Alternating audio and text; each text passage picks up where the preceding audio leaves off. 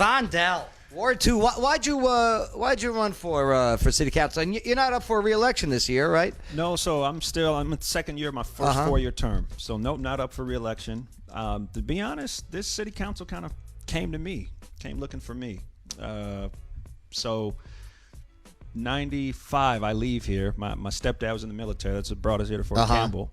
And 95, I was failing miserably over at Austin P, and I decided to transfer out of here. What were you going to school for? So at the time, I wanted to be a theater major. Theater? Yeah, but back then, Austin P didn't have their bachelor's of theater, so I was a mass comm with a concentration in theater. Which explains why you wrote that screenplay. What was it called? Absolutely. Well, there's two.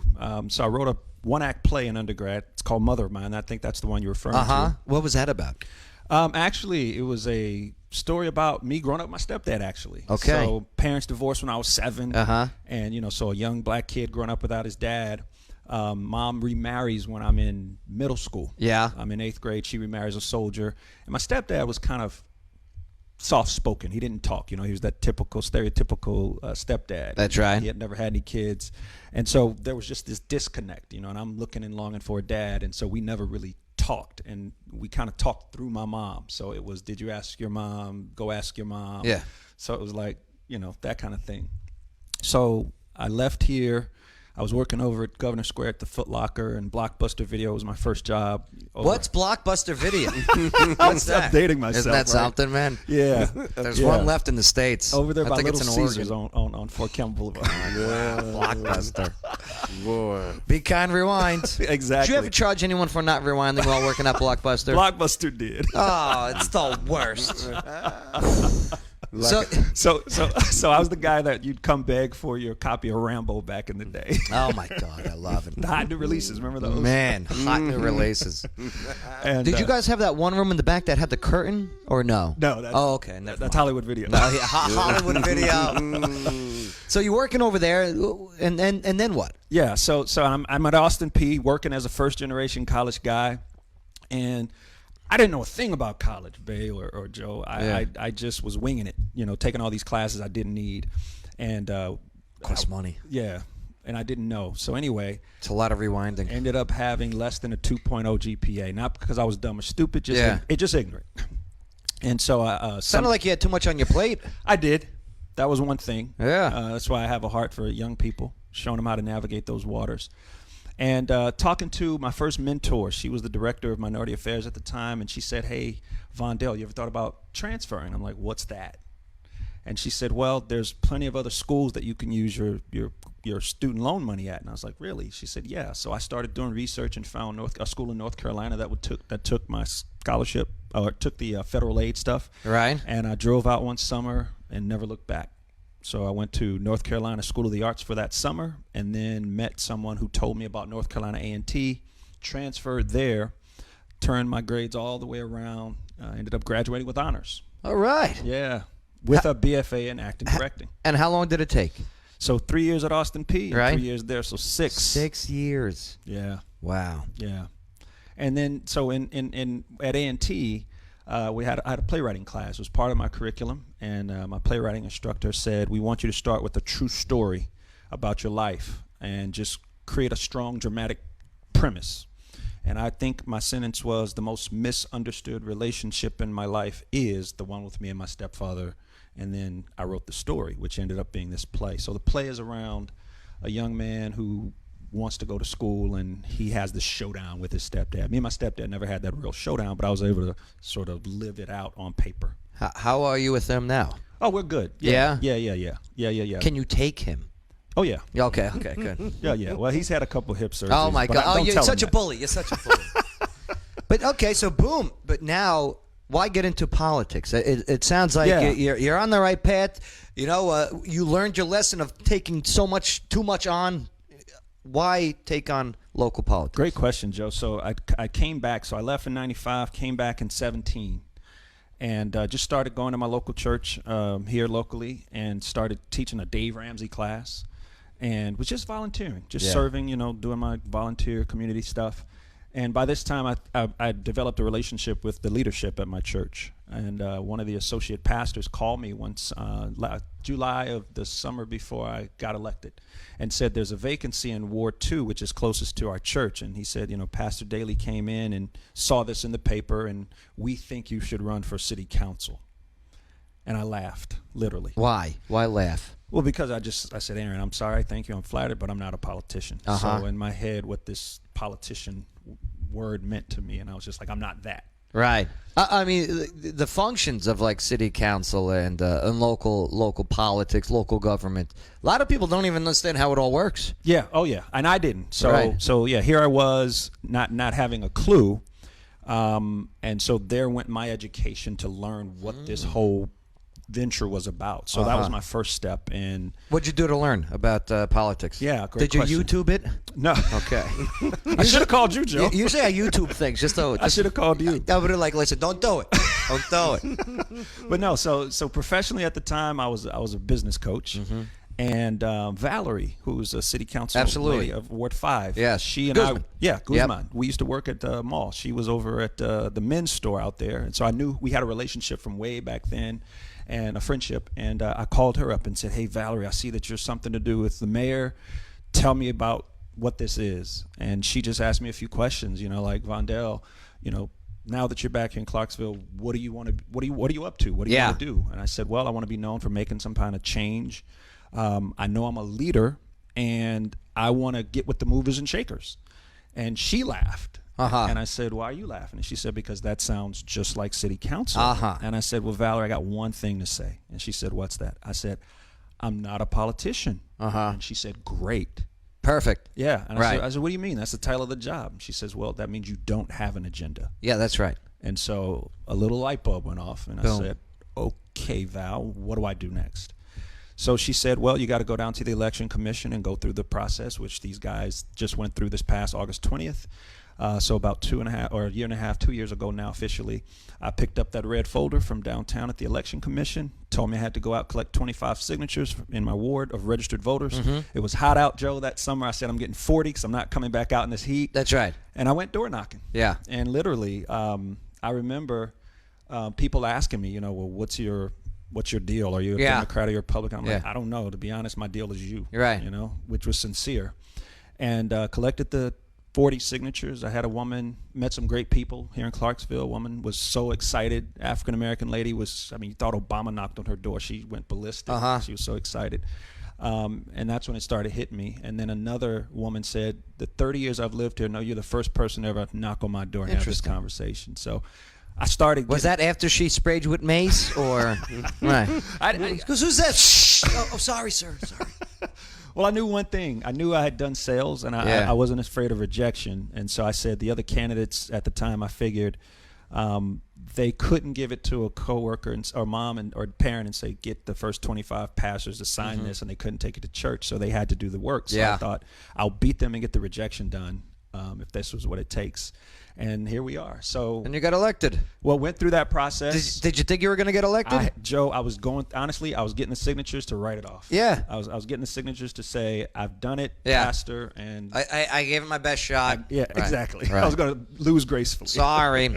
It looks like my signatures. It's my handwriting, but I got the signatures. Yeah, so 40 signatures, and then no one else completed that step. So then I said, okay, Valerie, what's next? And she said, well, we look like we might have to do the T-shirts and the buttons, and I was prepared for all of that. It's not cheap. Yeah, and then she said, well, wait a minute. I said, what? Wait a minute. There's nobody else. There's nobody else. I said, what does that mean? Right. She said, you're uncontested. I said, what does that mean? Uncontested? I could have sworn I wore pants. What do you mean? And she said, that means you win. Yeah. And I was like, no. He starts erasing signatures. And so she said, well, if you don't want to do it, you better tell them. Yeah. And I said, what do you mean? She said, well, they're going to have another election. You got to do it. Right. And that's when I started sweating. Yeah. And I thought about it, and 3 things helped me make my decision. What was it, 3? Sitting at Dover Crossing in my dad's truck, I just thought, the Obamas. That's the only thing at that point, honestly, I knew about politics. I said, if I don't know anything about them, I know they seem to genuinely care about people, and that's true of me. Okay. Well, I think you're wrong, but that's a whole different story. Right. Well, from my perception. Absolutely. Yeah. The second thing was I thought, it might be cool one day. Well, then I said, this country's in a leadership mess from a leadership conversation. You know, we don't know who to trust. We're very suspect of leaders. Well, I'd like to disagree with you that too, but that's a different story. But go on. Perspective. Yeah. And so I just thought, you know, to be part of the solution, I have an opportunity here. Yes. And then the third one was, I just thought, you know, must have been the little ego stroke. I thought, I don't have kids yet, but one day it'll be cool to tell your grandson, hey, your granddad ran for city council. Right. And by this time, a gentleman had sent me something on Facebook about the taxes, and I was getting all my knickers into Twitter, and I'm like, I don't know anything about taxes. And literally, it was like a divine moment. It was like, can you go to the city and find out what's going on with the taxes? I said, yeah. And this is a rhetorical question I had.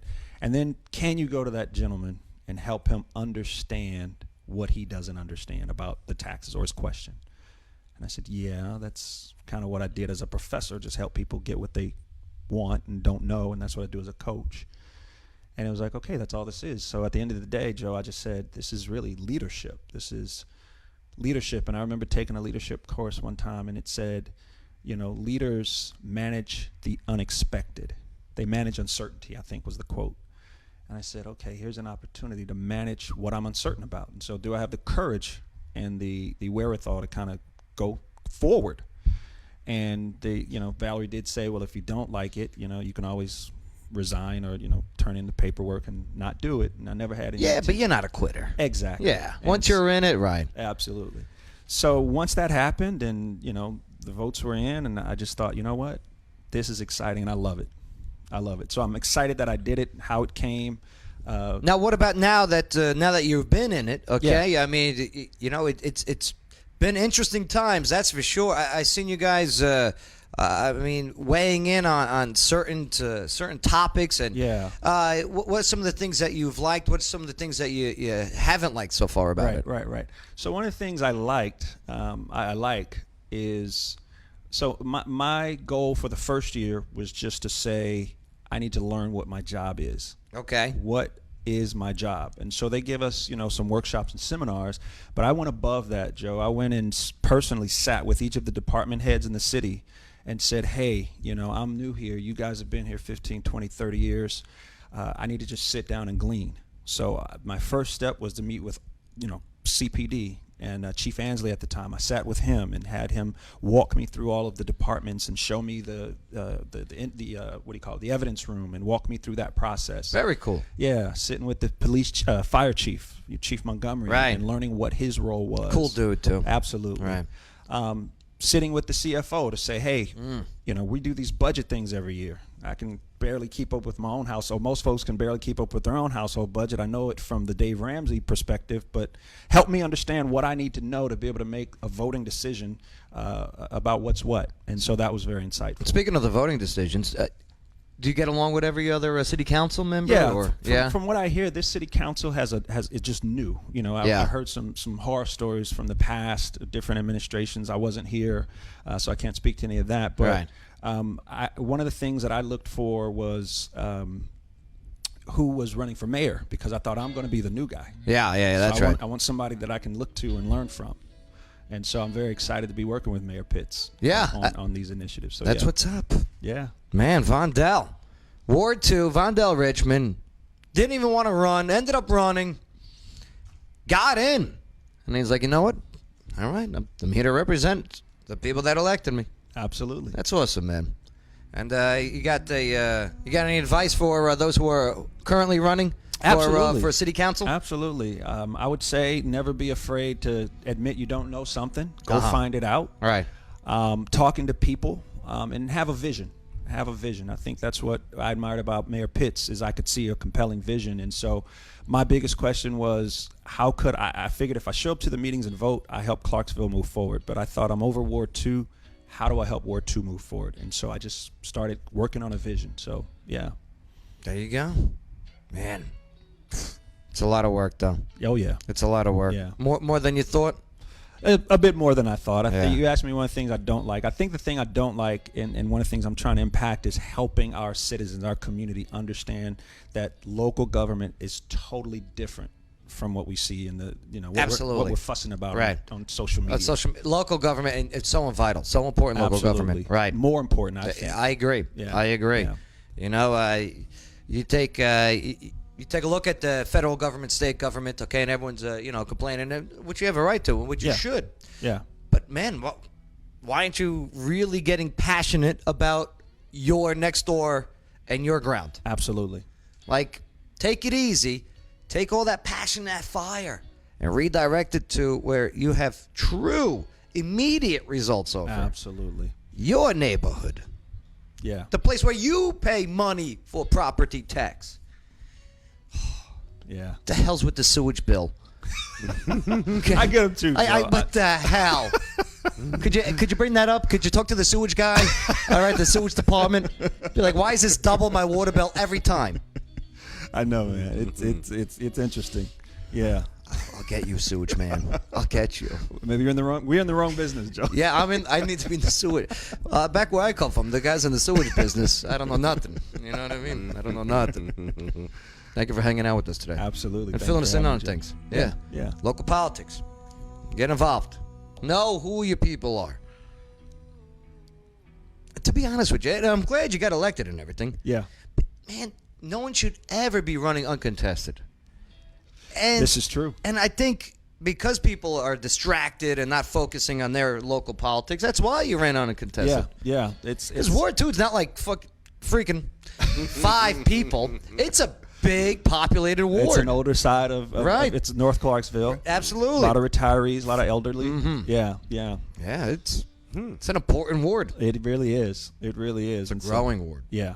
Mm-hmm. Yeah. Well, this whole city's growing. And You ain't busting kidding. at the seams. Oh my God! Yeah, that's because all the fast food drive-through. Okay, that's why they're busting through the seams. Like tomorrow, DeJuan Little's coming on the show. Oh, is he? Yep. Yeah, he's right next door in Ward 3. He's running And uncontested right now. and that's what we're going to talk about. Okay. I'm going to try to find someone to run against him. Yeah. Yeah. I'm moving to Ward 3. Gonna run against him. Let him win, Joe. No, he's got it. It's in the bag for DeJuan. Yeah. I love DeJuan. He's great. Yeah. Remember last time he was on the show when he signed us the what was it, the Montgomery County jail stories? Yeah. Oh, he's got Yeah, some 'cause good he was a ones. sheriff, right? Yeah, Yeah. he's got some some jail stories. Ooh. Oh, wow. I learned what boofing was that day. Right? Boofing? What is that? Bay? It's when they hide stuff to yeah. Yeah, Boofing. boofing. I Right. call it prison wallet. Yeah, prison walleting. Right. I'm learning. Speaking of which, Bay, what'd you learn on the show today? Anything stand out for you? The couple that was robbing people. Yeah. Yeah. That's crazy. Stupid. The obituary burglars. That's what we'll The call them. obituary burglars. That's a good one. Hey, that's a good name for 'em. Vondell, anything stand out for you today on the show? Yeah. Let's see. Lots of stuff. We covered We covered a lot. and Chadwick Boseman. I learned a lot about Chadwick. There's a lot of films that I got to watch with this guy in it. Yeah. And I'm sorry that he's gone, but obviously he won't be forgotten. I think for me, colon cancer.